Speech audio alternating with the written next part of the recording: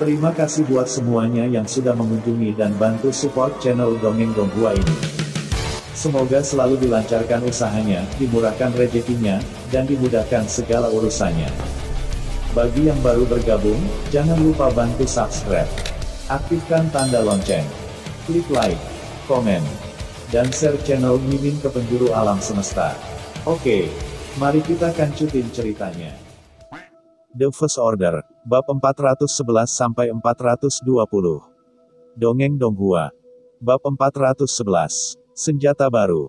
Senapan sniper adalah hal yang sangat baru bagi Ren Xiaosu. Dia sangat menyukai senapan sniper, jika tidak, dia tidak akan menemukan yang Xiaoyu sebelumnya. Meskipun ada orang-orang luar biasa saat ini, kekuatan senapan sniper masih di luar jangkauan kebanyakan orang luar biasa. Apa gunanya peluru senapan sniper hitam? Ren Xiaosu masih belum diketahui. Lagi pula, dia tidak memiliki kesempatan untuk mencobanya. Dia hanya bisa pergi ke hutan belantara sesudahnya. Pada saat ini, Zhang Xiaoman dan yang lainnya masih mabuk di kantin, dan Xiaosu sangat sedih sehingga dia bisa mengembalikan kelompok orang ini ke barak satu persatu. Dan para prajurit di pangkalan depan melihat pemandangan Ren Xiaosu, satu persatu, datang dan pergi. Kembali sebenarnya berlari lebih dari 60 mil. Pada hari yang sama, pemilihan kembali kawan-kawan Xiaosu kembali ke barak juga menjadi pembicaraan yang menarik di pangkalan depan. Di malam hari, Zhang Xiaoman masih pingsan setelah mereka bangun, tetapi saya mendengar bahwa setelah Ren Xiaoyu mengambil mereka kembali, dia bahkan berkata kepada Xiaoxu. Xiaosu, terima kasih telah membawa kita kembali. Kita tidak akan pernah minum ini di masa depan. Itu terlalu memalukan. Namun, Zhang Xiaoman tiba-tiba menemukan bahwa Ren Xiaosu tidak bahagia. Dia hanya membiarkan Xiaosu berkata, minumlah. Bagaimana mungkin Tuan Besar tidak minum? Jangan minum, kok ada begitu banyak koin terima kasih. Sebelum minum, hanya ada lebih dari 800 koin terima kasih. Setelah minum anggur, ada lebih dari 500 koin terima kasih yang tersisa dalam membuka kunci senjata. Ren Xiaosu ingin memberitahu Zhang Xiaoman, atau jika Anda tidak pergi ke medan perang, Anda bisa minum setiap hari. Setelah membuka kunci senapan sniper, istana sekali lagi merilis pencarian untuk senjata ketiga, dan kali ini, dibutuhkan 10.000 koin terima kasih untuk membuka kunci. Ren Xiaosu masih belum tahu dari mana mendapatkan begitu banyak koin terima kasih. Tiba-tiba, Zhou Yinglong pergi ke barak Jiandao. Dia mencium bau anggur di barak dan mengerutkan kening. Zhang Xiaoman, kamu menggulungku. Pisau tajam itu bahkan naik dari tempat tidur dan berdiri dalam 2 baris di lorong. Zhou Yinglong berpatroli pada para prajurit, apa yang kamu suka minum? Apakah kamu seorang prajurit? Zhang Xiaoman pingsan dan berbisik, kami adalah pahlawan, belum lagi ada tugas baru di lusa. Zhou Yinglong tertawa, apakah kamu tidak harus melaporkan laporan setelah minum anggur? Kamu harus berbicara dengan saya untuk menambahkan kata kepala. Zhang Xiaoman berkata sambil menghela nafas, laporan, kepala ini adalah pahlawan. Dengan keras Zhou Yinglong langsung mengarahkan Zhang Xiaoman ke masa lalu, beri aku waktu yang baik untuk bangun, pisau tajammu akan memiliki tugas baru besok, dan bangun untuk melapor padaku. Segera setelah saya mendengar tentang tugas baru itu, Zhang Xiaoman bangkit dari tanah dan langsung mendapat semangat, Komandan Batalion, misi apa? Apakah ini mendesak? Misi rahasia, tunggu kamu untuk bangun dan berbicara denganku lagi, kata Zhou Yinglong dengan tangannya. Pisau tajam bahkan para prajurit di barak saling berhadapan, misi apa yang merupakan misi rahasia? Di masa lalu, misi rahasia semacam ini umumnya bukan pisau tajam, meskipun mereka bisa berjuang keras dan berjuang keras, penetrasi bukanlah sesuatu yang mereka kuasai. Oleh karena itu, misi rahasia selalu dilakukan oleh kamp penyelidikan. Para prajurit di kamp pengintaian semua sama dengan hewan. Di wilayah militer pada hari kerja, 10 besar pada dasarnya berada di kamp pengintaian. Tapi sekarang bagaimana Anda tiba-tiba membiarkan pisau tajam bahkan melakukan misi rahasia? Keesokan harinya, Zhang Xiaoman mengerutkan kening dari Zhou Yinglong. Dia berkata kepada para prajurit yang tajam, kekuatan utama akan maju menuju sungai Heishi di utara. Setelah menyeberangi sungai, itu akan menjadi garis-garis pertahanan Zong, Gunung Wuchuan. Bagaimana dengan kita? Jiao Xiaochen bertanya. Kita akan berangkat sore ini, pergi ke Gunung Qianwan dan Sungai Beiwan, kembali ke sisi medan perang, meledakkan jembatan, memotong jalur pasokan ke timur Zongs. Dan akhirnya bergabung dengan kekuatan utama di Gunung Wuchuan. Mari kita punya perusahaan, masuk jauh ke belakang untuk memotong jalur pasokan. Juga mengebom jembatan. Jembatan di Sungai Beiwan ditempatkan oleh tentara berat Zong, kata Jiao Xiaochen, Zhou Yingchang terlalu banyak untuk melihat kita. Ini perintahnya, kata Zhang Xiaoman dengan serius. Kemasi barang-barang, mulai jam 4 sore dan tiba di Sungai Beiwan setelah 7 hari. Jembatan Zong di Sungai Beiwan akan diterbangkan untuk memastikan bahwa medan perang utama di Sungai Heishi tidak perlu khawatir. Sungai Heishi dan Sungai Beiwan adalah garis yang sama sekali berbeda dalam dua arah. Komandan percaya bahwa biaya menerobos Sungai Beiwan terlalu besar. Oleh karena itu, lebih baik untuk membangun ponton di Sungai Heishi dan menaikkan garis pertahanan Gunung Wuchuan Utara. Ini juga lebih dari Sungai Beiwan. Aman. Satu-satunya hal yang perlu dikhawatirkan adalah bahwa musuh di Sungai Beiwan kemungkinan akan memulai pertempuran di garis pertama Gunung Wuchuan. Dan kemudian mengirim pasukan untuk menyerang sisi kekuatan utama benteng 178. Oleh karena itu, mereka mengirim pisau tajam untuk memotong jalan dan membiarkan Zong 1,5. Saya tidak bisa melewati Sungai Beiwan dalam beberapa saat. Namun, tugas ini sangat sulit, yang setara dengan membiarkan pisau tajam masuk ke dalam pasukan. Namun, Zhou Yinglong mengatakan bahwa pemboman jembatan Beiwan harus dilakukan secara rahasia dan diledakkan pada waktu yang ditentukan, sehingga semakin sedikit orang yang melakukan tugas ini, semakin baik. Pada saat ini, sebagian besar orang di markas depan tidak tahu strategi apa yang telah dirumuskan oleh komandan, dan pisau yang tajam bahkan mengatakan bahwa itu akan menjadi pelatihan lintas negara. Semua orang mengira bahwa pisau tajam telah menggoda selama maksimal 2 atau 3 hari, tetapi setelah 2 atau 3 hari, mereka menyadari bahwa pisau tajam itu tidak akan pernah kembali. Pisau tajam itu bahkan menerjang para prajurit di hutan belantara. Semua orang mengenakan medali baru di dada. Medali itu diukir dengan kata Sichuan. Inilah yang didapat oleh semua prajurit yang berpartisipasi dalam pertempuran kota Sichuan. Membayar sambil berjalan, dia berkata, "Hei, Komandan Kompi, berapa banyak yang bisa Anda jual medali ini?" Zhang Xiaoman memikirkannya dan berkata, ini adalah pertempuran pertama dalam arti sebenarnya setelah ekspedisi pasukan kelompok. Gunung Dingyuan bukan ketiak, jadi signifikansi peringatan masih relatif besar, dan total ratusan keping telah dikeluarkan. Saya memperkirakannya bisa menjual 10.000. Itu tidak buruk, katanya, aku akan menjualnya ketika aku kembali. Ren Xiaosu mendengarkan pada saat yang sama, medali ini tidak mewakili kehormatan, apakah Anda mengatakan bahwa itu dijual? Sebelum dia memikirkannya, dia masih merasa bahwa pisau tajam itu memiliki rasa hormat yang kuat. Ada apa, kata Zhang Xiaoman sambil tersenyum, ketika medali itu dijual kepada orang lain, penghargaan kami hilang. Penghargaan kelas 3 masih ada, medali lebih terjangkau, tidak bernilai 10.000 yuan. Beli daging domba, bukankah harum? Pada saat yang sama dengan medali dikeluarkan, pahala kelas 3 yang sebelumnya pulih dikeluarkan kembali, tetapi semua ini dilakukan secara rahasia. Saya takut mereka akan menyelesaikan upacara penghargaan setelah mereka menyelesaikan misi. Ren Xiaosu mengatakan bahwa bajingan dari pisau tajam ini benar-benar kejam, dan bahkan medali dapat digunakan untuk bertukar uang, dan perusahaan seperti itu, bermain pasukan, tidak ganas. Bab 412. Penembak jitu. Ren Xiaosu penasaran bertanya, medali apa yang paling berharga, siapa pembeli? Dalam pandangan Ren Xiaosu, siapa yang tertarik dengan hal ini selain militer dalam ketentaraan? Pembeli bisa pergi lebih banyak, kata Zhang Xiaoman sambil tersenyum. Beberapa orang yang memiliki pemeriksaan fisik tetapi ingin menjadi seorang prajurit, beberapa pedagang yang suka mengumpulkan di benteng 178, dan orang tua yang membeli hadiah untuk anak. Keseluruhan ada lebih dari 2 juta orang di Benteng 178, jadi jangan meremehkan daya beli mereka. Ren Xiaoxu mengerti bahwa penghuni seluruh Benteng 178 memiliki penghormatan yang tak dapat dijelaskan untuk profesi militer, mungkin itulah alasan mengapa para prajurit ini selalu menjaga mereka. Zhang Xiaoman melanjutkan, tetapi beberapa medali tidak dapat dijual dengan harga. Misalnya, ada terlalu banyak orang untuk mendapatkan, dan misalnya, pertempuran yang kurang penting.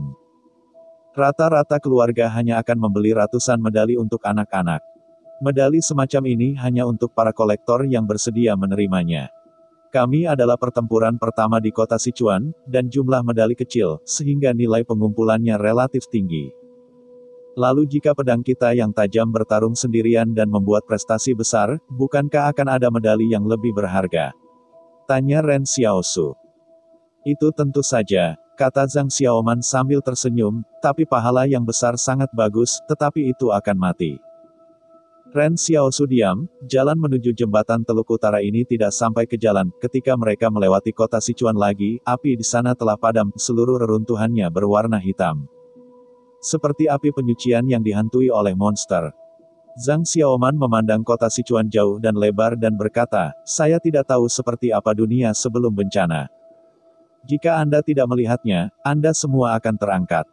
Ketika Anda tidak yakin, Anda harus bertarung. Kota Sichuan berjarak lebih dari 200 km dari jembatan Beiwan, mereka akan memasuki barisan gunung dan kemudian menyelinap ke sungai Beiwan. Menurut informasi, masih ada beberapa pasukan Zongxi di dekat pegunungan yang telah hancur dan tersebar di sana sebagai peluit gelap dan pasukan gerilya. Apa yang dilakukan pisau tajam bukanlah untuk menghancurkan pasukan ini, tetapi untuk menemukan cara untuk menghindarinya. Tetapi jika Anda tidak dapat menghindarinya, itu adalah jalan sempit untuk menemui yang berani. 2 jam setelah melintasi kota Sichuan, pisau yang tajam telah mencapai kaki gunung. Gunung-gunung di sini terlihat aneh. Sisi yang cerah memiliki semak di sisi yang cerah dan sisi yang telanjang adalah gunung kuning telanjang. Namun, pada saat ini, Ren Xiaoxu mengerutkan kening, dan kemudian datang auman di pegunungan. Zhang Xiaoman terkejut. Terganggu mencari tempat berlindung, adalah penembak jitu. Perbedaan antara tembakan senapan sniper dan senjata biasa terlalu besar, jadi Zhang Xiaoman merespons saat suara itu datang. Dia menarik Ren Xiaoxu ke sisi batu lari, tetapi Zhang Xiaoman menemukan bahwa setelah tembakan tidak tiba, mengapa Xiaoxu bereaksi. Reaksi semacam itu, seolah-olah pistol itu adalah milet kecil, tidak ada luka di Xiaoxu. Yang tidak diketahui Zhang Xiaoman adalah bahwa penembak jitu itu tidak terkena Xiao Xiao, tetapi bayangan Ren Xiaoxu. Mantan Xiaoxu memperhatikan bahwa ketika peluru menghantam tempat itu lebih dekat ke alis, rasa sakit yang diberikan umpan balik bayangan akan menjadi lebih dan lebih kuat. Jadi dia selalu memanipulasi bayangan untuk menghindarinya, sehingga peluru tidak akan mengenai alis. Adapun apa yang akan terjadi pada alis, bahkan milet kecil tidak jelas, dan semua orang masih mengeksplorasi kemampuan luar biasa mereka sendiri. Tapi kali ini, ketika bayangan itu berada di depan beberapa ratus meter untuk menjelajahi jalan, itu langsung terkena peluru penembak jitu, dan kebetulan itu adalah posisi alis. Setelah bayangan itu ditembakkan, itu berubah menjadi kabut hitam, dan pada saat yang sama, kabut hitam muncul kembali di istana Xiaoxu, yang perlahan terbentuk. Tampaknya jika alis bayangan ditembak, itu akan menyebabkan bayangan menghilang secara langsung, dan akan memakan waktu lama untuk menggumpalkan kembali, sekitar 3 hari. Penembakan penembak jitu ini sangat baik, setidaknya itu adalah level tinggi, dan mungkin bahkan seorang master. Setelah bayangan itu ditembak, Ren Xiaoxu bahkan tidak tahu di mana pihak lain berada.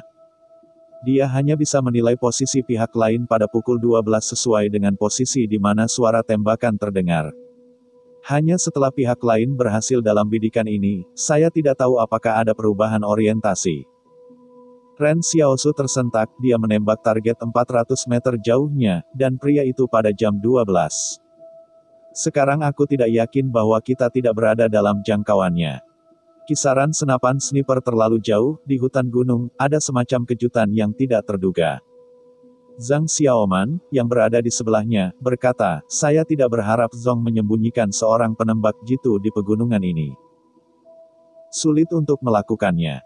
Mereka bahkan bubar di sarkofagus, tetapi pihak lain mengekspos tembakan terlebih dahulu, jika tidak mungkin bagi tim tempur untuk dikalahkan oleh pihak lain. Mengatakan, Zhang Xiaoman melepas helmnya dan perlahan menarik helm keluar dari tepi batu.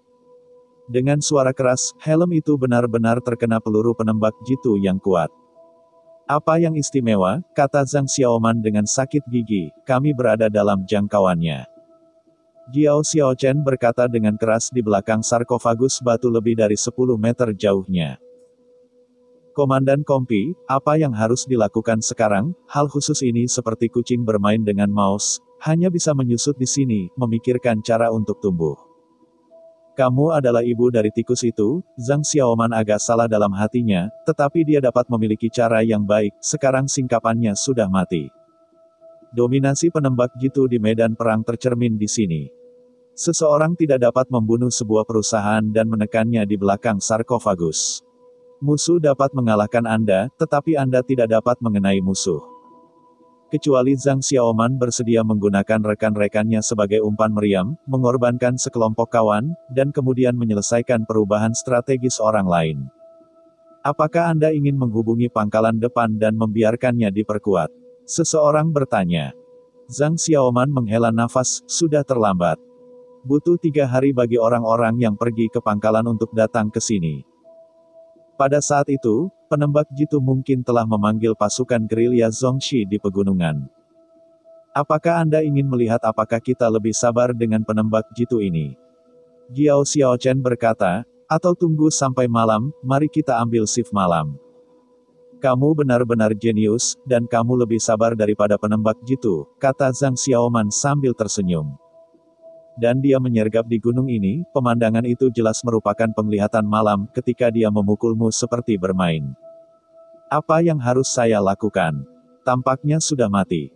Ren Xiaosu mengambil napas dalam-dalam, Zhang Xiaoman melihat dada bernafas Ren Xiaosu bergelombang, tetapi hatinya tiba-tiba berteriak, tetapi untuk sesaat.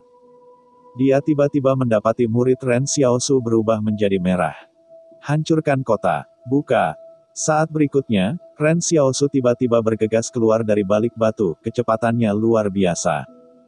Ketika Ren Xiaochong bergegas keluar, peluru penembak jitu datang sesuai jadwal, tetapi karena kecepatan Ren Xiaosu, penembak jitu itu benar-benar dikosongkan. Bab 413. Pertempuran penembak jitu Ren Xiaosu. Ketika Zhang Xiaoman melihat bahwa napas dalam-dalam Xiao Xiao, dia merasa bahwa Ren Xiaosu mungkin harus mengambil risiko. Pada saat itu, dia ingin memegang Ren Xiaosu, tetapi dia takut dia akan memperlambat Ren Xiaosu dan melukai sisi lain.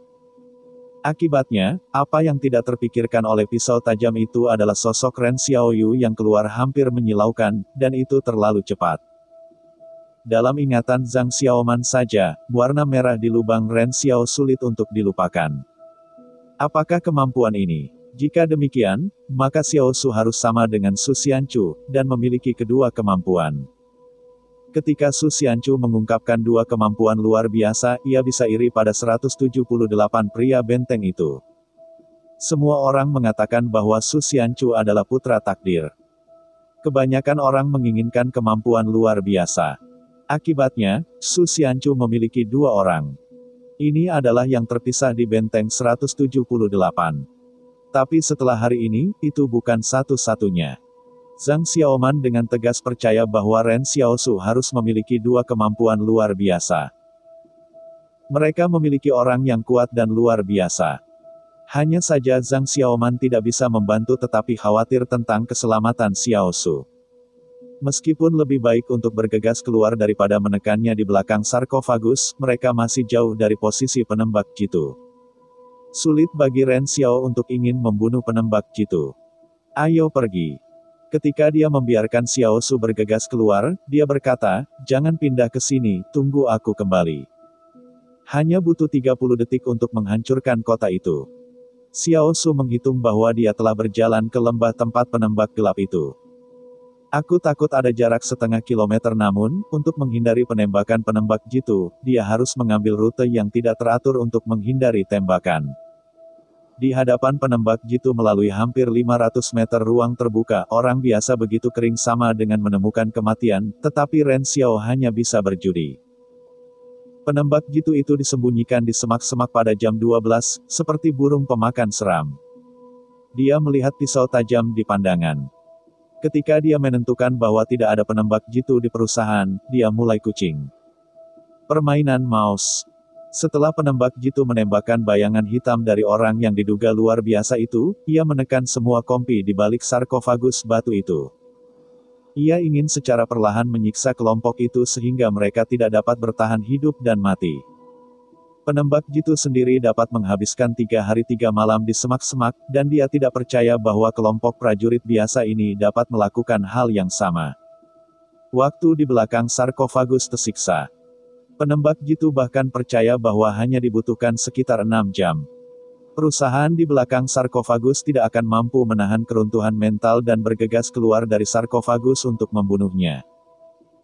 Tapi itu tidak lain adalah perjuangan. Namun, titik baliknya muncul, penembak jitu tidak berharap bahwa akan ada seseorang yang begitu cepat di belakang sarkofagus itu. Bahkan senapan sniper tidak dapat menjadi sasaran. Saya melihat sosok itu berlari liar di rute terbuka, gila, tidak teratur, dan penembak jitu mencoba menembak 2 kali, tetapi semuanya kosong. Zhang Xiaoman dan Jiao Xiaochen tidak duduk diam. Zhang Xiaoman berteriak, Jiao Xiaochen, senapan sniper lainnya meledak, Anda hanya memiliki 1 kesempatan untuk menutupi Ren Xiaosu. Jiao Xiaochen tidak mendengkur, dia tahu apa yang dikatakan Zhang Xiaoman. Dia menunggu diam-diam di dalam hatinya. Ketika suara tembakan berikutnya terdengar, Jiao Xiaochen tiba-tiba memasang mortir untuk mengisi peluru. Dengan suara membanting, peluru mortir itu menghantam lereng pada pukul 12 tepat pada busur tertentu. Jiao Xiaochen tidak tahu di mana posisi spesifik dari pihak lain, mereka hanya mengambil momen ketika penembak jitu menembak dan menembak untuk mendukung Ren Xiaosu. Mereka tidak berpikir bahwa mortir ini dapat mengenai musuh, tetapi selama itu mengganggu musuh, biarkan Ren Xiaosu dengan aman berlari melalui medan terbuka, itu sudah cukup. Ren Xiaosu sangat galak, tapi pisau tajam mereka tidak sia-sia. Setelah suara senjata, senapan sniper tidak pernah terdengar lagi. Jiao Xiaochen berkata, apakah akan saling membunuh dengan pistol? Jangan bermimpi, kata Zhang Xiaoman sambil tersenyum, kamu bisa mengenai senjata ini, sepertinya Lu Yao bisa jatuh cinta padamu, itu tidak mungkin.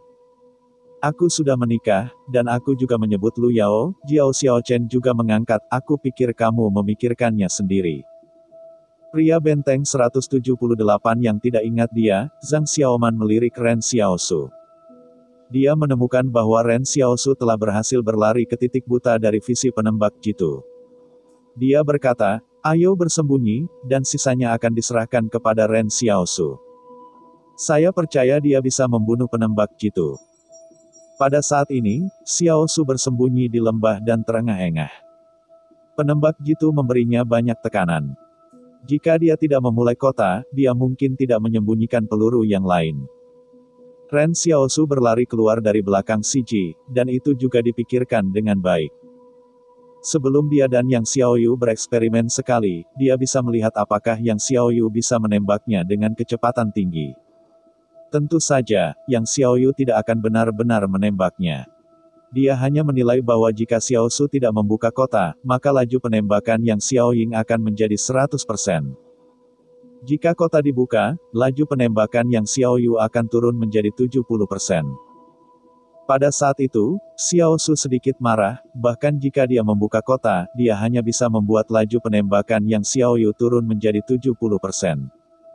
Namun, Yang Xiaoyu mengatakan pada saat itu bahwa itu karena orang yang menembaknya adalah wanita itu, jika ia mengganti penembak jitu lainnya. Akan lebih baik memiliki tingkat hit 10% setelah menghancurkan kota. Pada saat itu, Xiaosu tidak tahu harus berkata apa. Namun, ini juga alasan mengapa Ren Xiaosu keluar untuk bertaruh, akibatnya Yang Xiaolu tidak menyombongkan diri, dia jauh lebih kuat daripada kebanyakan penembak jitu. Ren Xiaosu berpikir sambil menyesuaikan napasnya. Pada saat ini, penembak jitu mungkin sudah mulai memindahkan tempat itu. Setelah rencana bahwa lawan awalnya ingin menekan Kompi di belakang sarkofagus gagal, dia harus mulai bergerak. Ren Xiaosu harus mencari tahu penembak jitu untuk menyingkirkannya, kalau tidak, dia akan selalu dipatok oleh penembak jitu selama pawai, ketika pisau diarahkan, itu akan menjadi bencana besar. Dia berjalan kembali ke gunung pada jam 12 di bawah bayang-bayang, mencoba menemukan jejak penembak jitu. Pada saat ini dia harus hati-hati, dan jika dia sedikit ceroboh, dia mungkin mati di bawah pistol. Ren Xiaosu mengeluarkan 2 semak dan mengoleskan jus rumput di wajah dan pakaiannya untuk menggunakan warna kamuflase sendiri. Dia tiba-tiba teringat apa yang Yang Xiaoyu katakan kepadanya.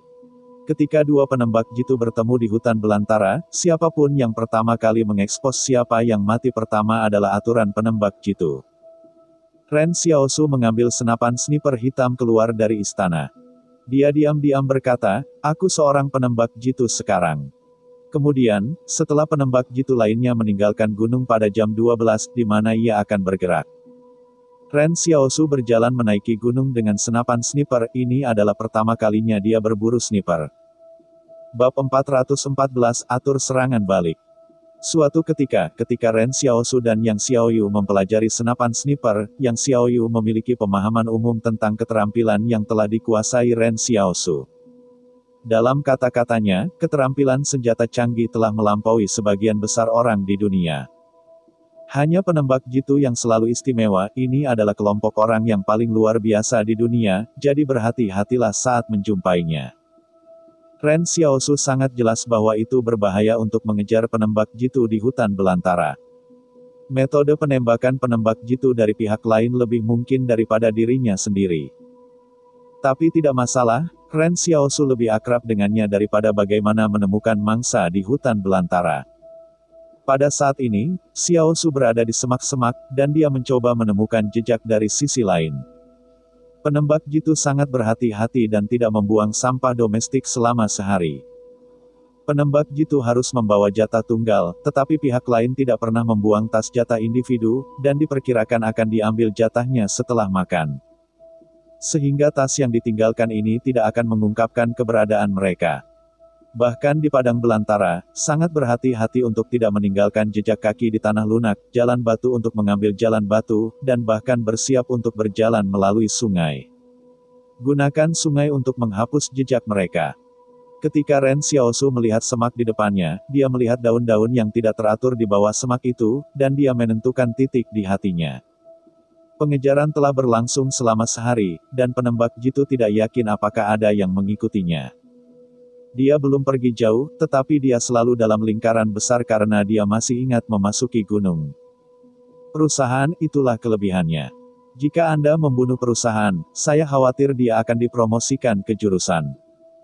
Tapi dia tidak bodoh, dia sudah memanggil dukungan dari belakang kemarin, pasukan gerilya yang mendukungnya mungkin telah tiba hari ini.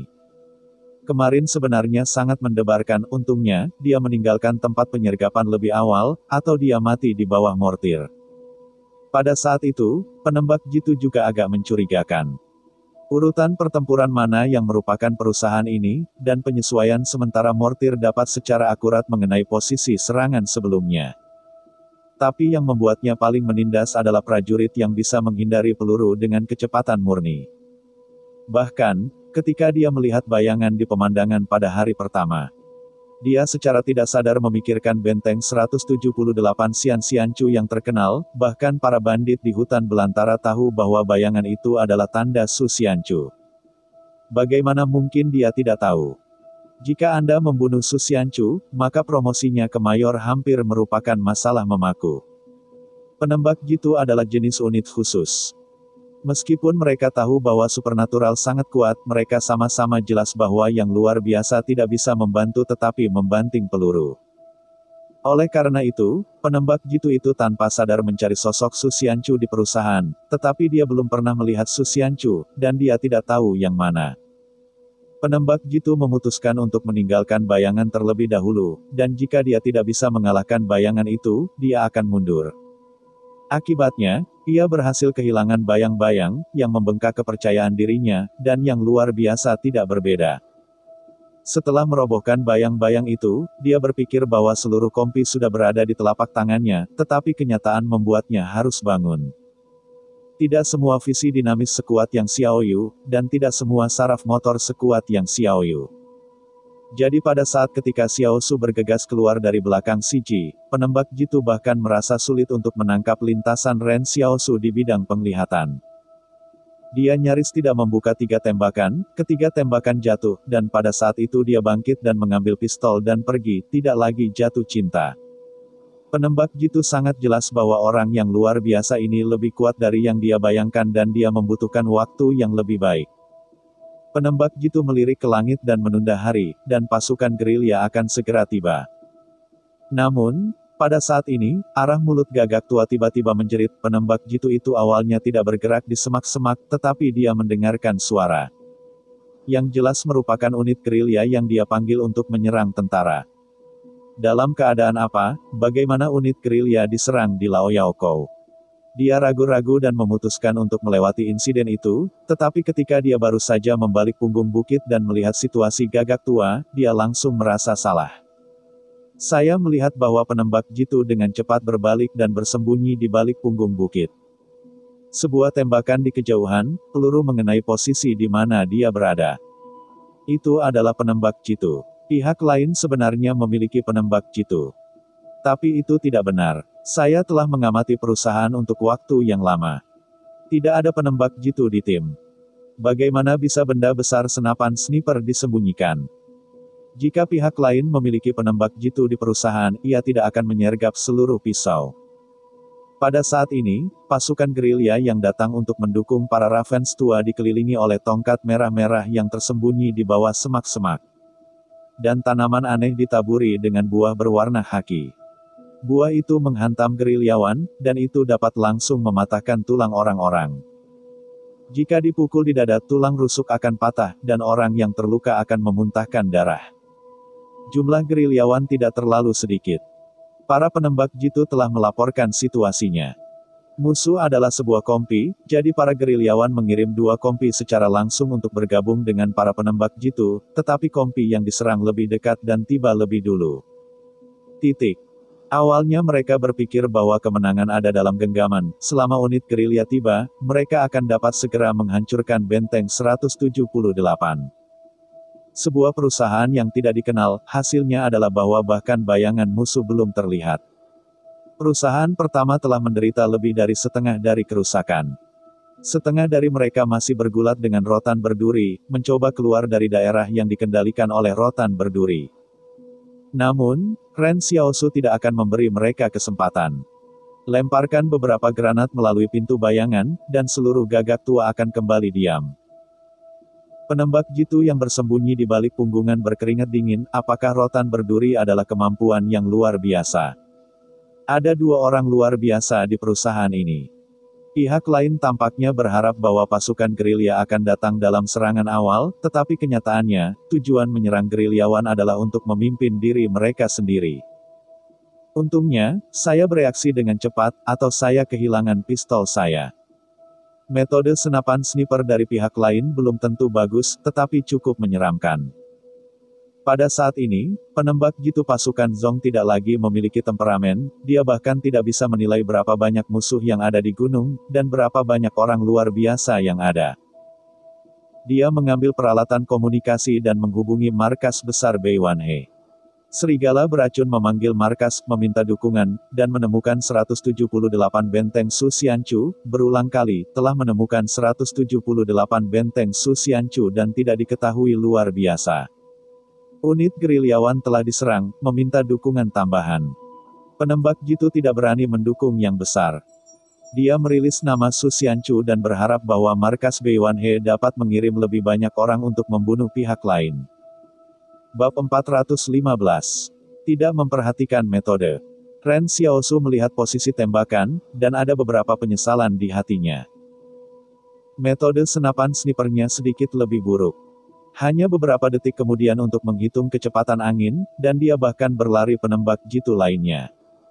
Saya harus mengatakan bahwa penembak jitu di sisi yang berlawanan juga canggung, kalau tidak akan bergoyang sendirian di pegunungan. Ren Xiaosu memindahkan lokasi setelah penembakan. Dia diam-diam menyaksikan pertempuran rotan berduri di bawah naungan gunung. Dia tahu bahwa dia telah menempatkan lebih dari selusin benih rotan berduri di celah gunung, dan ada lebih dari 10 kentang biji penembak. Dalam menghadapi senjata panas, tanaman ini masih sangat bagus. Jika pihak lain tidak memiliki peluncur api, maka sulit untuk menggunakan peluru, terutama duri dan rotan. Duri-duri menambah efek penghisapan darah, mematikan sangat luar biasa. Musuh bisa kehilangan resistansi dalam waktu singkat. Barang-barang ini hanyalah barang yang harus dimiliki untuk membunuh dan membakar kerinduan di hutan belantara. Sekarang senjata kedua Xiaosu telah dibuka, dan senjata ketiga tidak terlihat. Oleh karena itu, Ren Xiaosu telah melonggarkan beberapa penggunaan koin terima kasih, membunuh lebih banyak musuh. Dan kembali ke Zhang Xiaoman dan yang lainnya untuk menyikat koin terima kasih, yang selalu lebih dari pendapatan. Ini bukan, membunuh perusahaan Zhongxi hanya mengkonsumsi lebih dari 20 koin terima kasih. Dengan Zhang Xiaoman, mereka memenangkan pertempuran dan kembali untuk minum anggur, yang jumlahnya ratusan. Kali ini aku tidak membunuh penembak Jitu Zong. Lagi pula, aku membiarkan Ren Xiaosu menyesal, tapi itu tidak masalah. Dia punya waktu untuk bermain satu sama lain dengan lambat. Sangat sulit untuk membungkuk ke depan di semak-semak, semak-semak sudah mati dan tingginya setengah orang, Anda tidak tahan dengan pinggang untuk waktu yang lama. Jika ini adalah pengejaran dari orang kebanyakan, saya khawatir hal itu akan segera terekspos ke visi penembak jitu, tetapi Ren Xiaosu bukan orang biasa. Pada sore hari, Ren Xiaosu mengejar jejak sisi lain dan pergi ke timur di sepanjang tren gunung. Pada malam hari, ketika Ren Xiaosu sementara tidak dapat menentukan apakah arahnya benar, tiba-tiba dia melihat remah biskuit di tanah. Biskuit pada dasarnya standar untuk ransum individual. Tampaknya pihak lain telah menambahkan energi sekali di sini. Remah-remah biskuit sulit untuk diperhatikan bahkan ketika mereka biasanya dimakan. Arahnya benar, Ren Xiaosu memandang berkeliling di semak-semak, aku takut itu sangat dekat dengan penembak jitu. Ketika matahari terbenam di pegunungan yang jauh, sentuhan terakhir dari perasaan senang sesudah berubah dari merah menjadi abu-abu, ketika langit menjadi gelap. Penembak jitu tiba-tiba melihat bahwa dia telah melemparkan biskuit di tempat di mana biskuit dibuang. Dia mencibir dan dia harus memakai helm. Apakah itu? Bidikan penembak jitu, peluru penembak jitu melalui jarak yang tidak diketahui, tembakan menabrak kanan bawah helm. Jika seseorang memegang helm, maka posisi Tuhan harus di kanan bawah. Gunung itu sangat sunyi, tetapi penembak jitu terlalu jauh untuk menilai suara tabrakan. Dia bertanya di saluran komunikasi, apakah ada tembakan di sekitar penyergapan. Itu adalah suara peluru ke dalam daging, jawab seseorang. Kami berada sekitar 300 meter dari target, dan kami dapat mendengar suara itu dengan samar. Penembak jitu itu berkata di saluran komunikasinya, itu seharusnya mengenai target, lihatlah. Diterima, gerilyawan diam-diam menyelinap ke posisi di mana penembak jitu menghantam. Perusahaan gerilya dengan jumlah 120 orang menyelinap di pegunungan. Jika Anda tidak melihat dengan cermat, Anda bahkan tidak dapat menemukan sekelompok orang seperti itu. Lokasi strategis Sungai Beiwan masih sangat penting, jika tidak, jajaran gunung yang mengarah ke Sungai Beiwan tidak akan menyembunyikan begitu banyak unit gerilya. Dan akan ada lebih dari satu penembak jitu. Barisan gunung ini bukan satu-satunya cara untuk pergi, pasukan besar tidak bisa lewat di sini, dan unit lapis baja yang berat tidak bisa lewat. Karena itu, Zong sangat berhati-hati. Kompi gerilya mengepung gunung, dan komandan kompi berbisik di saluran komunikasi, musuh adalah orang yang luar biasa. Sangat mungkin senapan sniper tidak mati. Bersikap waspada. Pasukan kedua dikelilingi jam 3 untuk mencegah dia menerobos paksa.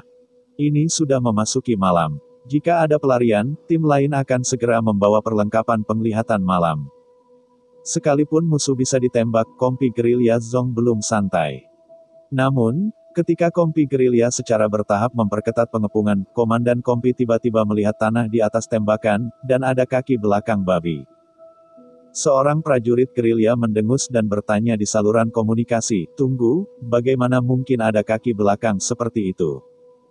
Jebakan. Komandan kompi berteriak di saluran komunikasi, mundur dan mundur. Tapi sekarang saya ingin mundur, sudah terlambat. Saat berikutnya, mereka tiba-tiba menemukan bahwa ada duri tipis merah-merah di semak-semak, dan ada tanaman aneh yang menumbuhkan kentang. Apa yang spesial ini? Penembak jitu itu berteriak pada suara jeritan rekan-rekannya di saluran komunikasi. Pada saat ini, ia telah dengan hati-hati mengubah lokasi penyergapan.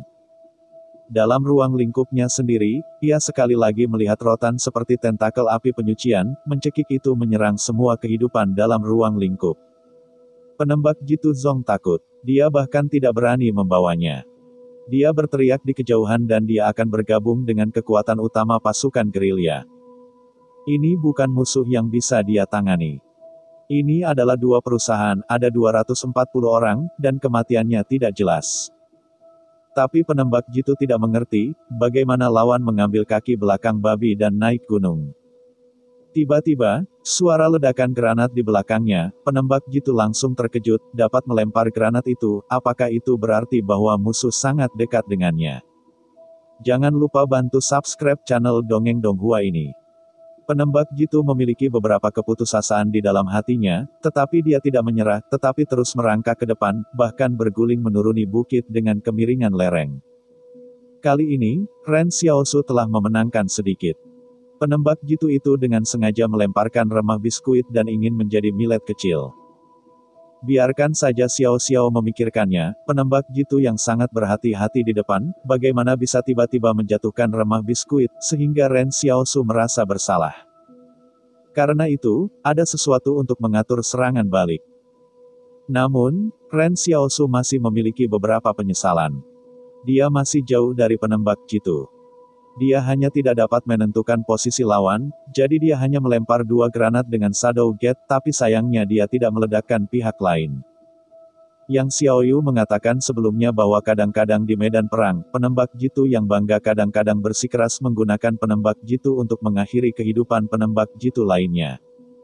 Namun, Ren Xiaosu tidak bangga sama sekali. Dia suka membunuh satu sama lain.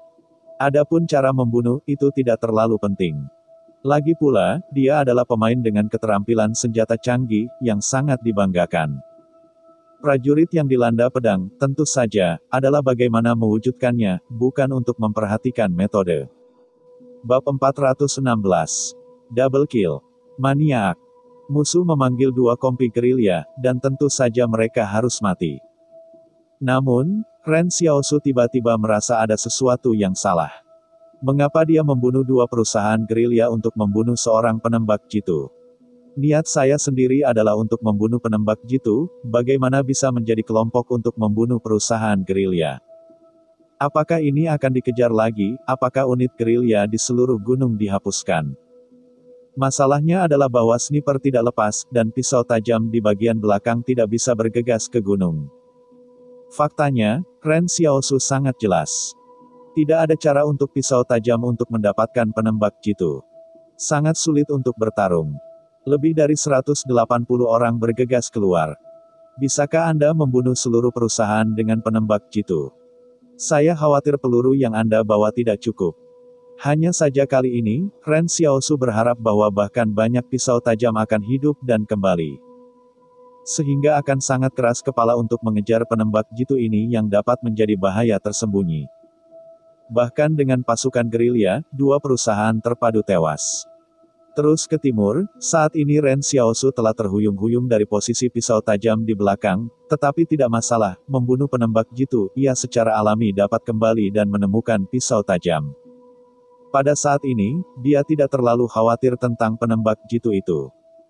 Keadaan mental semua tentara di medan perang tidak akan seperti mesin baja.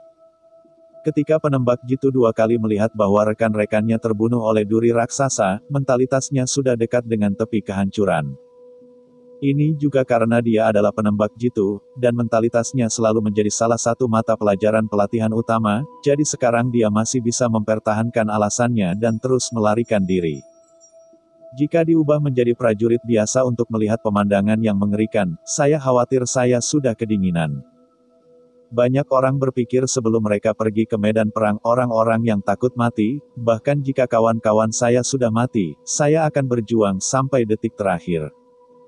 Tetapi sebenarnya, ketika Anda melihat kawan-kawan di sekitar Anda dan mati satu persatu, Anda tidak tahu di mana rasa takut akan kematian tiba-tiba menyelimuti Anda. Dan kemudian menelan semua retorika Anda. Anda bahkan tidak memiliki sarana untuk mempertahankan keterampilan berpikir normal. Ini perang. Oleh karena itu, kualitas psikologis rekrutmen dan veteran yang telah berada di medan perang benar-benar berbeda. Ren Xiaosu dengan hati-hati melekat di belakang penembak jitu, meskipun dia tahu bahwa pihak lain tidak memiliki keberanian untuk melawan, tetapi gunung ini bukan hanya musuh. Setelah penembak jitu meluncur menuruni lereng bukit, dia tidak peduli dengan memar dan tulang di tubuhnya, dia melarikan diri ke kam di timur dan melihat senapan sniper di tangannya. Senapan sniper pada saat ini sangat berat. Penembak jitu Zong terus berpikir tentang bagaimana menyelesaikan situasinya saat ini dalam benaknya.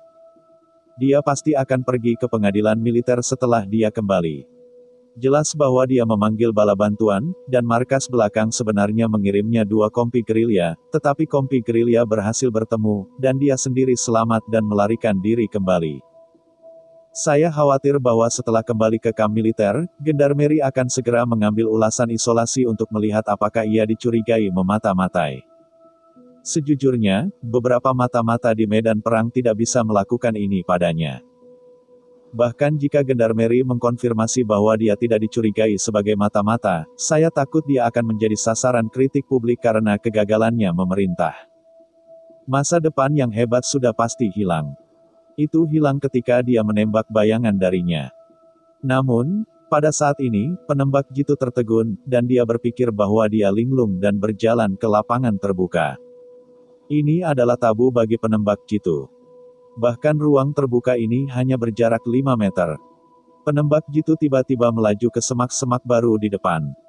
Tetapi pada saat ini, dia melihat kilatan cahaya di kejauhan di dalam cahaya, dan penembak jitu ini semuanya abu-abu. Dia merasakan peluru menembus dadanya dan perutnya, dan energi kinetik yang besar membengkak di tubuhnya, mengaduk semua jantung dan paru-paru menjadi massa lumpur. Ini adalah kekuatan senapan sniper, sehingga Anda dapat membunuh orang tanpa mengenai kepala bagian tengah. Tapi senapan sniper lain berbunyi. Penembak jitu Zong menunjukkan senyum misterius sebelum kematiannya, karena dia merasa bahwa seseorang harus membalaskan dendamnya. Penembak jitu Zong lain telah tiba di medan perang dan sedang berjongkok. Xiaosu menembak dan membunuhnya sejenak, dan menentukan posisi Ren Xiaosu. Inilah yang dia sepakati dengan penembak jitu lain. Dia ingin membuat umpan untuk berbuat dosa, dengan sengaja memasuki lapangan terbuka untuk mendorong penembak jitu yang menembakkan penembak jitu.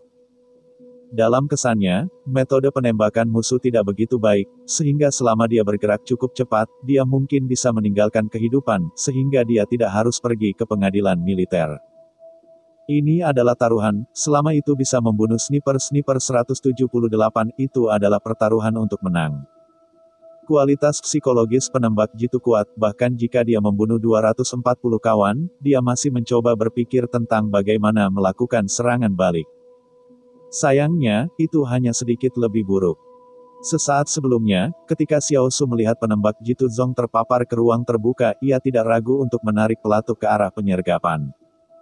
Pada saat yang sama, penembak jitu lain di atas pegunungan yang jauh juga menarik pelatuknya. Xiao terlalu berhati-hati sekarang, dan pelajaran yang ditukar orang lain dengannya, tidak bisa membiarkannya peduli lagi. Pada saat yang sama ketika Ren Xiaosu menarik pelatuk ke posisi terbuka, Ren Xiaosu, yang setengah jongkok di tanah, dengan cepat melemparkan pistol ke sisi kanan, sebuah peluru penembak jitu menggosok kulit di luar paha kirinya dan mengenai tanah di belakangnya. Di dalam, Ren Xiaosu merasakan sakit yang membakar di pahanya. Peluru sniper hanya menyeka kulit dan merobek semua serat otot di kaki kirinya. Tapi Ren Xiaosu tidak punya waktu untuk mengendalikan ini. Setelah menggunakan kereta uap dan bayangan, dia sudah menderita banyak rasa sakit, dan sarafnya sudah kuat seperti baja. Ren Xiaosu melemparkan dirinya ke sisi kanan dan tidak berdiri diam, sebaliknya, dia mulai berlari gila-gilaan kota, dan satu demi satu peluru penembak jitu terbang. Tetapi dia tidak bisa mengenai Ren Xiaosu dalam gerakan kecepatan tinggi pada jarak 1000 meter. 1 peluru, 2 peluru, 3 peluru. Ren Xiaosu berlari dengan liar sambil menatap api yang jauh dengan cahaya. Mengamati penembak jitu tidak dapat menggunakan suara, suara akan datang terlambat tetapi cahayanya tidak. Pada saat ini, dia tiba-tiba berdiri diam, seperti patung, dan dia membanting penembak jitu. Yang Xiaoyu berkata, jangan terlalu takut dengan semburan peluru penembak jitu, ketika seorang penembak jitu terpaksa mengejar target bergerak berkecepatan tinggi, ketika peluru keempat dipukul. Penembak jitu tidak dapat membidik secara akurat setelah menyesuaikan kekuatan duduk. Tujuannya lebih dari 1 kilometer. Ren Xiaosu sangat jelas bahwa ia dapat berjuang untuk secercah hidup, hanya untuk sesaat. Bernafas. Pada saat ini, Xiaosu hanya bisa mendengar suara napasnya sendiri antara langit dan bumi. Yang Xiaoyu mengatakan bahwa ketika Anda menarik pelatuk, detak jantung, suhu tubuh, bahkan kelenjar keringat Anda dan semua komponen tubuh harus memenuhi keinginan Anda. Pada saat itu, Anda hanya perlu mendominasi diri sendiri untuk dapat mendominasi orang lain. Pada sore hari, matahari terasa hangat dan penuh, dan jus rumput di wajah Xiaosu sudah mengering. Dia menekuk pelatuknya, dan tiba-tiba ada kabut darah di gunung yang jauh. Kabut itu seperti pelangi yang terpantul di bawah sinar matahari. Bab 417. Kawan angin dan hujan. Ketika Xiaosu menekan pelatuk untuk menembak musuh, ia tidak mengendur. Tetapi berbalik dan berlari menuju hutan belantara di belakangnya, tidak ada yang menetapkan bahwa hanya ada 2 penembak jitu di gunung. Mungkin 3 orang mungkin. Pada saat ini, luka di bagian luar paha kirinya dihancurkan oleh peluru senapan sniper, dan dia masih menghancurkan di luar, dan dia berjalan terlatih-tatih. Bukannya dia tidak tahan dengan rasa sakit ini, tetapi serat ototnya patah, menyebabkan kaki kiri menjadi sedikit lemah sekarang. Kekuatan tekadnya akan kuat dan dia tidak akan bisa menghubungkan serat otot secara instan.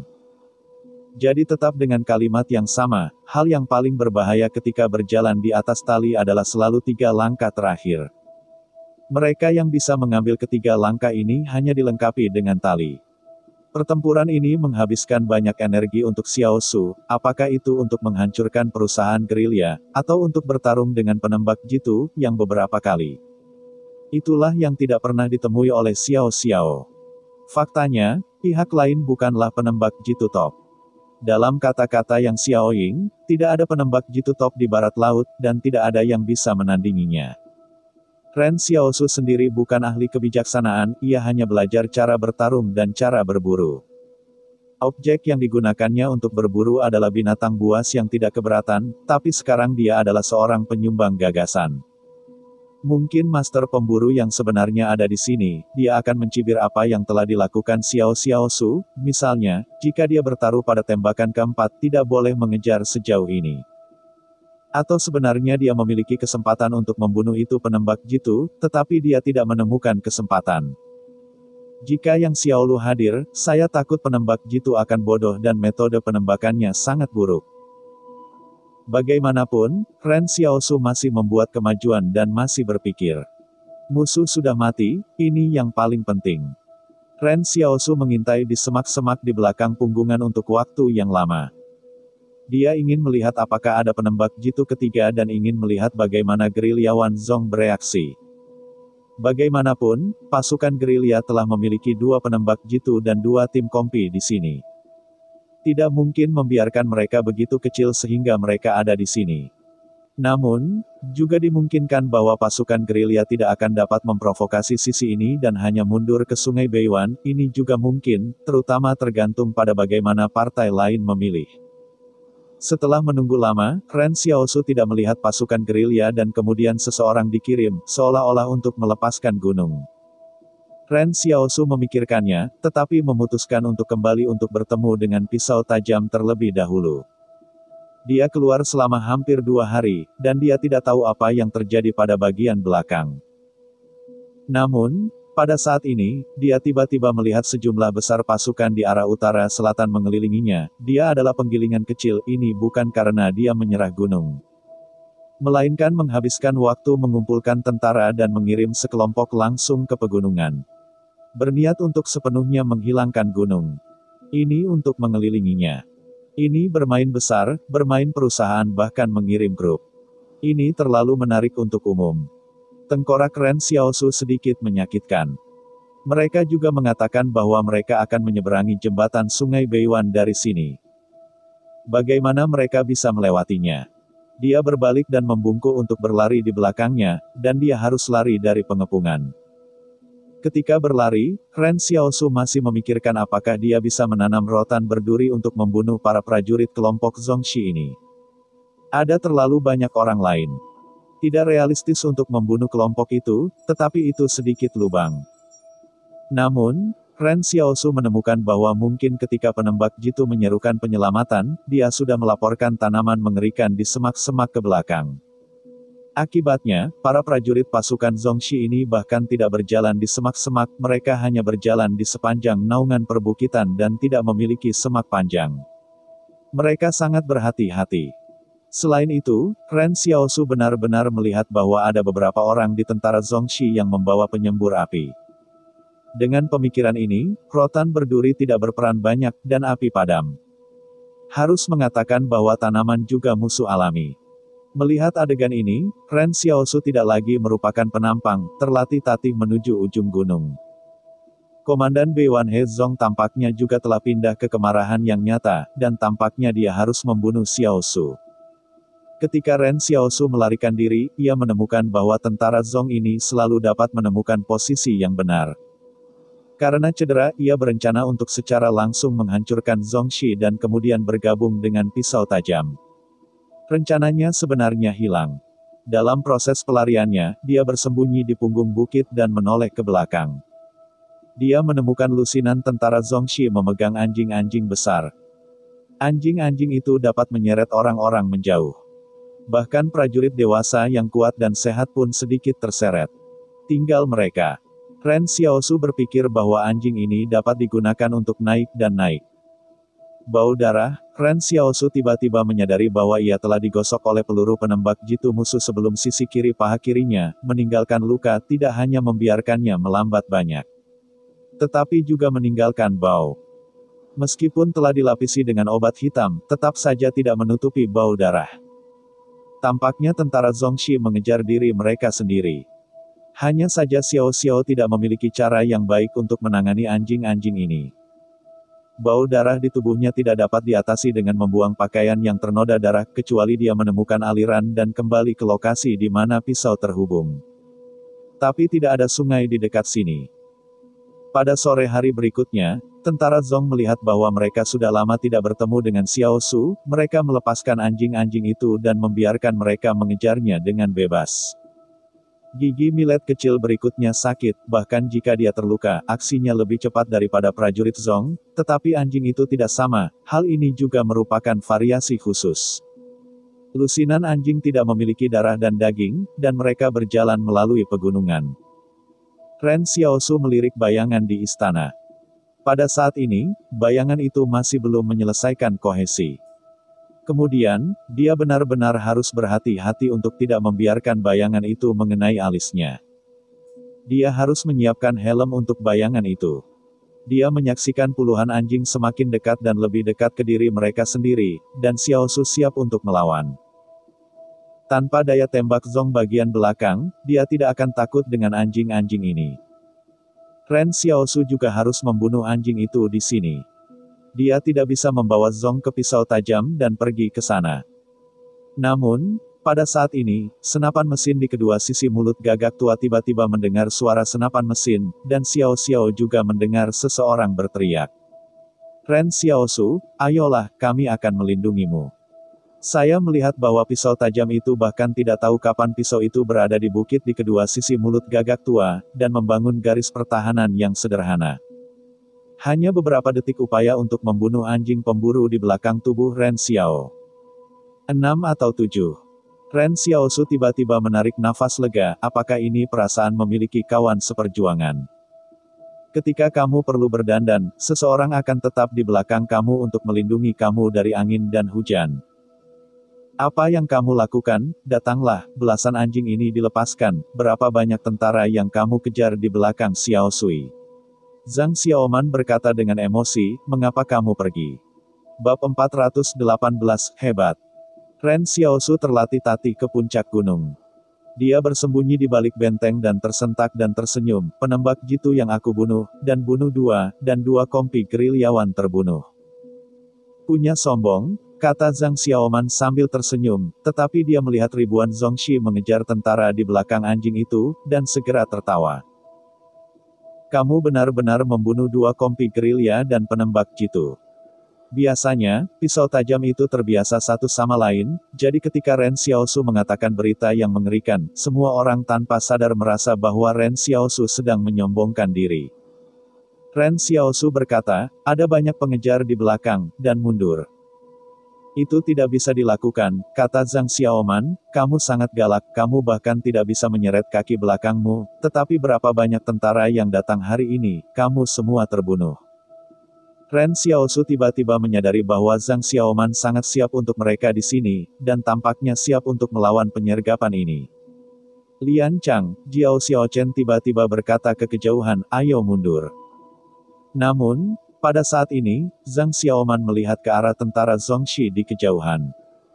Karena jaraknya, tentara Zongxi tampak jauh seperti bintik hitam. Zhang Xiaoman tiba-tiba menyadari bahwa kata-kata Ren Xiaosu agak terhidrasi, dan pihak lain tidak akan mengirim begitu banyak orang untuk membersihkan gunung. Ini untuk memusnahkan posisi benteng 178 ke depan. Ren Xiaosu bertanya, bagaimana kamu berbohong tentang ini? Zhang Xiaoman berkata dengan suara besar, kami hanya khawatir kamu dikejar-kejar setelah bermain, jadi kamu menyergap di sini, dan kamu juga mencoba untuk bertemu denganmu. Tetapi kamu tidak berharap kamu bermain begitu besar. Ya, kata Jiao Xiaochen, kami awalnya menduga bahwa Anda dapat membunuh sniper, dan kemudian perusahaan gerilya pasti akan mengejar Anda. Pada saat itu, kami akan memblokir satu sama lain dalam gagak tua ini, dan membunuh perusahaan gerilya. Akibatnya, saya tidak berpikir Anda telah membunuh perusahaan gerilya, dan menarik pasukan kecil Zong, haha, newbie. Petik 2. Zhang Xiaoman peduli, apakah ada masalah dengan cedera itu? Tidak ada, saya telah menerapkan obat hitam, kata Ren Xiaosu, ayo lari, musuh sedikit lebih. Pada saat ini, mereka telah membunuh anjing-anjing itu. Perusahaan pisau yang tajam tidak boleh mampu menahan begitu banyak tentara, jadi berlari adalah pilihan terbaik. Namun, Zhang Xiaoman berkata, itu masih ragu-ragu, menjerit, tetapi Anda tidak bisa hanya menjalankannya. Anda harus pergi untuk tiket besar, Jiao Xiaochen, berikan mortir Anda pekerjaan yang baik, semua ya, siap bertarung. Ren Xiaosu mengerutkan kening, ada banyak musuh. Zhang Xiaoman berkata dengan serius, apakah Anda pikir mereka memiliki senjata berat? Ini adalah pasukan gerilya. Gunung tidak dapat memasuki pasukan mekanik, jadi kami menempati gelombang tinggi dan menabrak mereka. Ini masalah stabilitas. Mereka telah mendengar suara senapan mesin, seharusnya tidak dilarikan sampai mati, tanya Ren Xiaosu. Kamu tidak melihatnya, petugas utama unit ini sudah berada di kepala. Dia tertegun olehmu, kata Zhang Xiaoman sambil tersenyum. Apakah kamu pikir semua orang adalah orang terkenal di dunia? Kura-kura Zong ada di utara. Adegan yang layak belum pernah diputar, dan para perwira benar-benar jauh dari kemampuan untuk merespons di tempat.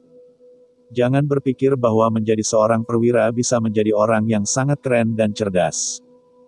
Jika ini masalahnya, tidak akan ada banyak kebingungan dalam sejarah. Oh, Ren Xiaosu diam saja. Zhang Xiaoman berkata, apakah Anda pikir saya seorang pahlawan di dunia? Tidak, kami menyebut diri kami orang kepercayaan.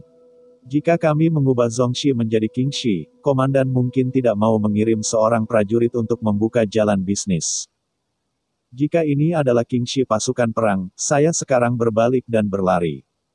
Tetapi konsorsium juga memiliki kekuatan dan kelemahan. Tidak masuk akal bagi Zong untuk dihancurkan oleh Qing dan Yang. Kami tidak memfitnah mereka, mereka tidak dapat melakukannya sendiri. Pada saat ini, Ren Xiaosu tiba-tiba menyadari bahwa orang-orang kasar benteng 178 itu benar-benar merasa bahwa pasukan Qing beberapa tingkat lebih tinggi daripada pasukan Zong, di mata mereka. Hanya Qingxi yang merupakan lawan yang benar-benar sulit. Tampaknya untuk membuktikan kata-kata Zhang Xiaoman, para prajurit yang datang dari sisi Zong, sambil mengetahui senjata organik. Masih melanjutkan di bawah komando puncak atas dan berbaris maju dengan bantuan bunker gunung. Sebenarnya, saya harus memaksa pisau tajam untuk dihancurkan. Setelah Zhang Xiaoman menunggu pihak lain untuk memasuki barisan, ia segera memerintahkan api, dan bersama dengan 6 mortir di sisi Jiao Xiaochen, dengan marah membombardir pasukan Zhong. Melihat hanya serangkaian serangan, saya hampir menghancurkan sebuah perusahaan yang Zhong buru-buru. Hingga saat itu, pihak lain benar-benar terjaga. Pasukan Zhong telah kembali sebagai gelombang. Pada saat ini, Zhang Xiaoman bangkit dan membereskan barang-barangnya, cepat dan pergi dengan cepat. Mortir khusus Zhong akan meledak. Kali ini mereka harus menyesuaikan sudut mortar, dan sudah terlambat untuk pergi. Adegan ini memberi pandangan sekilas kepada Ren Xiaosu. Ketika Zhang Xiaoman memutuskan untuk bertarung, dia tidak pernah mengatakan apa-apa. Pada saat ini, tiket kecil, Zhang Xiaoman sebenarnya lebih cepat daripada kelinci. Tidak ada ambisi yang penuh gairah. Sama seperti mereka baru saja mundur dari bukit, tembakan artileri Zhong menutupi posisi mereka yang baru saja terjadi. Zhang Xiaoman meneriakkan asuransi yang baik, untungnya, saya berlari cepat, kalau tidak saya akan tinggal di sini. Kali ini kreditnya besar, dihitung sebagai Xiaosu, kami benar-benar mengalahkan 3 perusahaan Zhong, haha kembali dan ini adalah prestasi kelas 3. Jika Anda tidak dapat melakukannya, Anda dapat mengambil pekerjaan kelas 2. Petik 2. Ren Xiaosu penasaran, kamu tidak takut mereka akan menggunakan penembakan dulu? Jangan takut, mereka tidak bisa menentukan posisi spesifik kita pada awalnya, dan mereka tidak punya waktu untuk menyesuaikan sudut mortar. Mereka tidak bisa bermain. Namun, pada saat ini, Ren Xiao tiba-tiba berkata dengan serius. Komandan Kompi, meskipun saya tidak tahu bahwa Anda mengenal tentara Zhong dengan sangat baik, tetapi kami akan mencoba untuk tidak meremehkan mereka di masa depan. Jika terjadi kebakaran, kami belum pergi, kami tidak akan masuk. Saya benar-benar berharap kita semua bisa hidup kembali. Semua orang memandang Zhang Xiaoman, dan pisau tajam itu selalu mengikuti darah Zhang Xiaoman di ujung pisau. Bahkan latihan itu didedikasikan untuk memilih hal-hal berbahaya dan bermain dengan detak jantung. Gaya kerja inilah yang oleh orang luar disebut benteng 178 untuk disebut sebagai pembunuh. Ren Xiaosu melanjutkan, saya tidak mempertanyakan gaya bertarung perusahaan Anda, tetapi saya harap kita akan lebih berhati-hati. Lagi pula, jika Anda menghadapi lawan yang sangat cerdas, saya takut semua orang akan masuk, meskipun ini 1 dari 10.000. Kemungkinannya, kita tidak mampu membelinya. Zhang Xiaoman berkata dalam hati untuk sementara waktu, baiklah, dengarkan kamu. Di sekitar pisau tajam bahkan para prajurit tertegun, dan beberapa orang sebelumnya membujuk Zhang Xiaoman, tetapi Zhang Xiaoman belum pernah mendengarnya. Lihat apa, kata Zhang Xiaoman, aku tidak ingin melihat apa yang dilakukan Laozi. Apakah ada bunga di wajah Laozi? Cepat dan mundur. Unit mekanis Zhong tidak bisa memasuki gunung, jadi mereka tidak takut bahwa Zhongxi akan terus mengejar, dan pisau tajam tidak akan berjalan lebih lambat daripada Zhong. Bab 419, hidup itu seperti sandiwara. Zhang Xiaoman berkata ketika dia berjalan, kami telah salah menghitung kekuatan gunung di gunung ini. Jika Anda tidak menjelajahi jalan, jika kami terjun ke pengepungan, saya takut seluruh pisau hilang. Terima kasih sudah datang ke sini. Terima kasih dari Zhang Xiaoman, +1.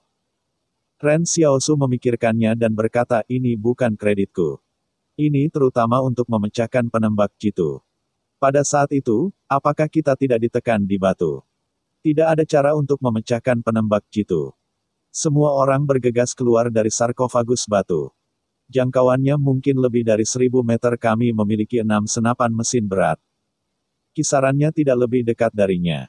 Zhang Xiaoman berkata, medan perang adalah ada banyak penembak jitu yang tidak pantas dibanting. Apakah mereka tidak menginginkannya? Tentu saja tidak. Penembak jitu teratas semua bermimpi memiliki senapan sniper otomatis penuh. Tembakan tunggal di medan perang tidak sebagus ledakan, tetapi bahkan penembak jitu yang sangat tinggi takut senjata mesin berat di tangan seorang prajurit besar. Anda dapat menutupi api dari jarak jauh. Senapan mesin berat dengan tripod itu sendiri adalah musuh alami penembak jitu. Ini adalah hukum besi yang telah dieksplorasi oleh banyak nyawa di medan perang. Oleh karena itu, beberapa penembak jitu yang serius tidak dikeluarkan. Setelah berlatih, mereka akan pergi. Ini adalah penembak jitu yang benar-benar kejam, seperti keduanya yang pernah bertemu sebelumnya. Penembak jitu murni digunakan untuk memblokir pengintai yang dapat menyusup. Di medan perang, penembak jitu lebih dari satu digunakan. Menurut rencana asli Zhang Xiaoman, penembak jitu lainnya bersembunyi di tengah gunung untuk menekan mereka. Tetapi Zhang Xiaoman juga memiliki keberanian dari orang kuat untuk mematahkan pergelangan tangannya, dan langsung bergegas keluar untuk mengalahkan pihak lain. Tapi masih banyak orang yang akan mati, kata Ren Xiaosu. Ketika orang yang mati takut pada sesuatu, tidak ada orang yang mati dalam pertarungan. Zhang Xiaoman berkata dengan gembira, jika Zhang Xiaoman mati di medan perang itu juga yang saya inginkan. Tampaknya mantra Zhang Xiaoman sama. Namun, masalahnya ada di sini. Dalam pengejaran sebelumnya, alasan mengapa Xiao Su akan bergegas adalah karena dia tidak ingin pisau tajam untuk terhubung dengan orang mati. Ini adalah obsesinya. Terlepas dari apakah gagasan ini naif dan kekanak-kanakan, menurutnya begitu. Seolah pisau tajam itu terhubung dengan orang mati, ia tidak layak menjaga apapun. Sebelum Zhang Xiaoman berkata bahwa tidak ada kematian saat dia bertarung, Ren Xiaosu berkata, jangan mencoba untuk tahu. Setelah belenggu, kali ini dia melakukannya lagi. Zhang Xiaoman memandang Ren Xiaosu dengan serius, kamu tidak hanya mengatakan padaku, kamu tidak bisa mengambil risiko sendiri lagi. Semua orang adalah kehidupan, dan kami tidak bisa membiarkan kamu pergi ke depan. Namun, Ren Xiaosu bersikeras, aku akan membawamu ke kehidupan. Zhang Xiaoman merenungkan sedikit salah, bagaimana Anda membuatnya seperti Ren Xiaosu adalah komandan kompi. Tapi sekarang masalah baru akan datang. Karena semua orang telah salah memahami informasi tentang garnisun di pegunungan ini, jalan ini tidak akan berfungsi. Tapi tugas yang diberikan Zhou Yinglong adalah meledakkan jembatan di Sungai Beiwan. Tugas ini belum selesai. Ambil peta, mari kita simpulkan cara memutar ke Sungai Beiwan, kata Zhang Xiaoman. Kita sekarang berjarak 200 km dari Sungai Beiwan, dan kita tidak bisa menyentuh mata kita. Ini benar-benar cemas. Ren Xiaosu tiba-tiba bertanya, saya selalu sangat ingin tahu tentang hal ini. Ini seharusnya dilakukan oleh orang-orang di kamp pengintaian. Mengapa kita harus mengirimi kami pisau? Keraguan dalam hati Ren Xiaosu sudah lama muncul, dalam pandangannya, infiltrasi, kesibukan, dan pemboman jembatan jelas merupakan pekerjaan kamp pengintaian. Bagaimana pisau tajam itu bisa dihubungkan? Bahkan jika Zhang Jinglin memanggilnya kuli, dia tidak akan membuat pengaturan yang tidak masuk akal.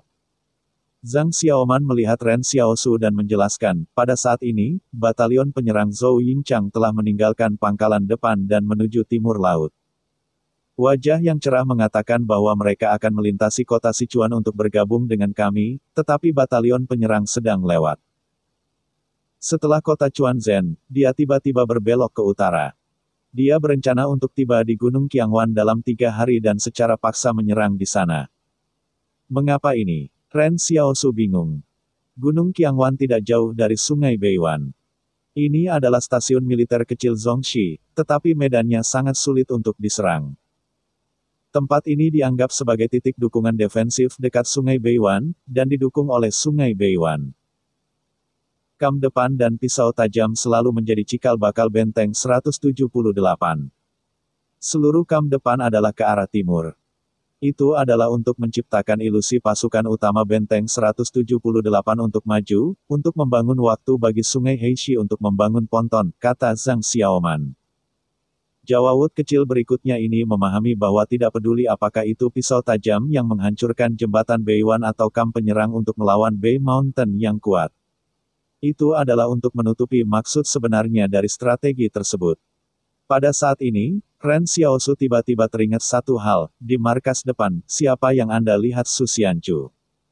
Su tua. Zhang Xiaoman bertanya-tanya, sepertinya saya belum melihatnya, atau mungkin ditinggalkan di benteng. Lagi pula, sekarang benteng itu kosong, dan penting untuk menjaga pasukan kecil di stasiun utama. Ren Xiaosu tenggelam dalam meditasi. Su Xianchu, seorang yang luar biasa yang dapat membuat perbedaan besar di medan pertempuran frontal akan dikirim ke stasiun 178 Fortress. Dia selalu merasa bahwa Su Xianchu memiliki tugas lain. Pada saat ini, koresponden berlari di radio, Komandan Kompi, Komandan Batalion berbicara dengan Anda. Setelah Zhang Xiaoman mengangkat telepon, dia mendengarkan Zhou Yinglong dan bertanya, bagaimana kabarmu di sana? Zhang Xiaoman Hui melaporkan ada sejumlah besar pasukan Zhongxi yang ditempatkan di pegunungan Sungai Beiwan. Kami sekarang mencoba untuk pergi melalui arah lain untuk melihat apakah ada kemungkinan meledakkan jembatan Beiwan. Tetapi mendengarkan Zhou Yinglong berkata, apakah ada konfrontasi positif? Ini konfrontasi positif, kata Zhang Xiaoman. Ren Xiaosu telah melumpuhkan 2 kompi gerilya mereka. Kami baru saja menyergap mereka dan mereka memiliki kompi. Sekarang mereka menghadapi pemboman udara. Komandan Batalion, bagaimana tidakkah Anda mempermalukan? Petik 2. Kamu menculik ibunya, jangan terlalu sibuk, Zhou Yinglong tertawa. Aku belum dekat dengan Gunung Qiangwan. Hasil penyelidikan adalah bahwa Gunung Qianwan telah mengirim pasukan untuk memperkuat Sungai Beiwan. Anda bermain, ketakutan Zhong adalah bahwa pasukan utama kami harus menyerang Sungai Beiwan dengan semua kekuatannya. Saya melihat bagaimana misi anak Anda selesai. Zhang Xiaoman tertegun sejenak, dan tiba-tiba dia cemas, Komandan Batalion Anda dengan cepat menabrak Gunung Bei yang kuat dan memimpin kekuatan Gunung Bei yang kuat kembali. Bagaimana saya mengutip, kata Zhou Yinglong, kami masih memiliki 2 hari untuk mencapai Teluk Qiangwan, tetapi atas restu Anda, kita harus lebih kuat di teluk-teluk kuat. Wajah Zhang Xiaoman tiba-tiba menderita. Tidak ada lelucon di tentara. Dalam menghadapi situasi yang memalukan, pemboman jembatan Beiwan adalah misi mati mereka. Kekuatan ini terkonsentrasi di jembatan Beiwan. Bagaimana mereka bertarung? Maaf, Ren Xiaosu melirik komunikasi yang belum ditutup. Itu semua karena aku akan membiarkanmu jatuh ke dalam dilema ini. Beri aku semua, aku akan pergi ke jembatan Beiwan sendirian. Zhang Xiaoman menyipit dan berkata, maksudmu karena kamu membunuh 2 kompi dan 2 penembak jitu. Ini tidak sopan bagimu. Tanpa kamu, kita sekarang terjun ke resimen musuh, dan tidak apa-apa. Mari kita mati dan mati bersama. Demi kehormatan benteng, layak. Pada saat ini, komunikasi Zhou Yinglong belum ditutup. Dia berteriak di telepon, saya belum menggantung telepon. Siapa yang akan menunjukkannya dalam drama ini, apa yang akan mati dan mati, sehingga drama heroik keluar, bukan? Setelah pertunjukan Anda harus beristirahat selama 2 hari, dan menunggu Laozi untuk mencapai teluk yang kuat untuk menarik pasukan. Anda akan menembus Sungai Beiwan. Bab 420, Qingxi menyerang. Pisau tajam itu tiba-tiba jatuh. Sebelum itu, bahkan di pangkalan depan, tidak ada kemalasan seperti itu. Pada saat itu, pelatihan fisik diperlukan, dan pelatihan lintas negara diperlukan. Ren Xiaosu dan Zhang Xiaoman bertindak ketika telepon tidak ditutup. Jelas bagi mereka bahwa jika Sungai Beiwan didukung oleh Gunung Qiangwan, tugas mereka meledakkan jembatan Beiwan sama saja dengan para idiot. Bahkan jika perusahaan Anda bahkan lebih kuat, tidak mungkin untuk bertarung dengan puluhan ribu orang dengan 184 orang. Tidak ada yang namanya Xiao Su, dan tidak banyak amunisi. Zhou Yinglong bukan orang yang kaku. Dia tahu pisau itu sekarang cukup bagus. Sebuah perusahaan dapat membunuh 3 kompi tentara Zhong tanpa cedera. Ini tidak dapat ditemukan di seluruh pasukan. Karena itu, ia memerintahkan pisau tajam untuk menemukan tempat yang aman untuk diperbaiki, dan menunggu striker menarik senjata di teluk yang kuat dan pisau tajam itu menerobos. Pisau tajam tidak berani menyalakan api unggun, bahkan jika mereka jauh dari gunung saat ini, tetapi jika musuh mengirim pengintai untuk menemukan mereka dan langsung menutupinya dengan senjata. Itu akan mengerikan. Zhang Xiaoman tersenyum misterius. Dia mengeluarkan kendi perak dari tangannya untuk memenangkan alis orang lain, idle is idle, apakah kamu ingin pergi jauh-jauh? Ren Xiaosu tertegun. Dia tidak berharap Zhang Xiaoman berani membawa anggur ke medan perang. Kamu gila, sekarang kamu tidak bisa minum, kamu tidak bisa minum. Kali ini giliran Zhang Xiaoman. Di masa lalu, dia mengeluarkan anggur. Semua orang selesai dengan 1 poin. Akibatnya, sekarang ada Xiao Su, yang memiliki lebih banyak pengawas. Zhang Xiaoman tidak senang, saya seorang komandan kompi. Kalau begitu kamu minum, Ren Xiaoxun berhenti, jika kamu minum, aku akan melaporkannya ke pasukan disiplin. Zhang Xiaoman. Kami benar-benar tidak bisa minum sekarang, kata Ren Xiaosu dengan serius, ketika medan perang menyala, akan ada peluru yang berterbangan. Bisakah Anda bereaksi ketika Anda tiba? Ren Xiaosu juga berharap Zhang Xiaoman akan minum alkohol, tetapi ini jelas bukan hadiahnya. Dia juga berharap bisa hidup dengan semua orang dengan pisau tajam. Ini tidak mungkin salah. Selama percakapan, Ren Xiaosu mengambil kendi dari tangan Zhang Xiaoman dan membawanya ke istana. Aku akan membantumu. Kemudian, Ren Xiaosu pergi untuk buang air kecil. Seseorang tertawa, Ren Xiaosu seperti komandan kompi kami. Seseorang mengambil siku dan menutupinya, dan kemudian berbisik, Komandan Kompi, jangan biarkan kamu minum sebelumnya, kamu sudah kehilangan kesabaran, kali ini jujur sekali. Aku tidak ingin mengalahkannya. Zhang Xiaoman tidak memiliki udara yang baik, dan kamu tahu kentut, siapa dia? Dia adalah Ren Xiaosu, dan Komandan Zhang mengirimnya ke pisau tajam. Di mana itu? Ada apa? Zhang Xiaoman menyipitkan matanya dan berkata, ayo kita taruh di atas pisau yang tajam. Itu untuk menunjukkan kepada orang-orang dari seluruh kelompok bahwa dia tidak cukup untuk menjadi komandan. Itu tidak terlalu banyak untuk benteng 178. Ini tidak terlalu banyak untuk mengambil provokasi. Sekarang, jika Anda menemukan seseorang yang memenuhi syarat, Anda harus menerimanya, Anda tahu. Semua orang berpikir, sepertinya ini masalahnya. Meskipun pria kasar di barat laut itu gila, tetapi tidak bodoh. Pada saat ini, urutan pertempuran lainnya mungkin tidak dikenali oleh Ren Xiaosu, tetapi mereka harus dilayani dengan pisau tajam. Di mata Zhang Xiaoman, Ren Xiaosu dianggap sebagai komandan berikutnya. Atau bisakah dia jujur? Tapi jujur saja, aku benar-benar menjaga Xiaosu di hatiku. Kata Jiao Xiaochen, dia tampaknya tidak memiliki masalah kecuali ingin orang lain mengucapkan terima kasih padanya. Katakan, terima kasih telah menghitung sedikit lebih banyak, kata Zhang Xiaoman sambil tersenyum, tahun ini, terima kasih karena bisa mengubah hidupmu dan mencurinya. Dia suka mendengarkan. Dia akan bercerita lebih banyak padanya. Pada saat ini, Xiao Xiao sudah mengencingi kembali. Ketika dia mendengar ini, dia duduk tepat di sebelah Zhang Xiaoman. Apa yang kamu tunggu? Mari kita mulai. Zhang Xiaoman. Pada saat ini, Fu Rao, yang bertanggung jawab atas berjaga malam, berteriak di saluran komunikasi, itu tidak baik. Selatan sebenarnya telah memerangi pasukan. Jumlahnya sangat besar, tampaknya menjadi kelompok yang independen. Zhang Xiaoman tiba-tiba bangkit. Mereka tidak memiliki pasukan garnisun di selatan. Jika unit tempur ini datang dari selatan, itu pasti musuh. Dia segera bertanya, berapa jauh dari tempat kami? Suara di saluran komunikasi mengatakan, hingga 3 kilometer. Kekuatan macam apa itu, milik Zhong? Zhang Xiaoman bertanya, mengerutkan kening. Tidak, adalah simbol dari daun ginkgo, kata Fu Rao, ini adalah unit mekanis dari King Gyeongso. Semua orang tersesat. Pada saat ini, haruskah King dan yang tidak mati di selatan, mengapa mereka tiba-tiba memiliki kekuatan untuk bergabung dengan medan perang utara? Benarkah King dan Zhongxi telah bergabung? King Shidan yang telah sepenuhnya dilaksanakan, dan semua rencana King telah direalisasikan. Industri yang telah rusak lebih dari setengahnya.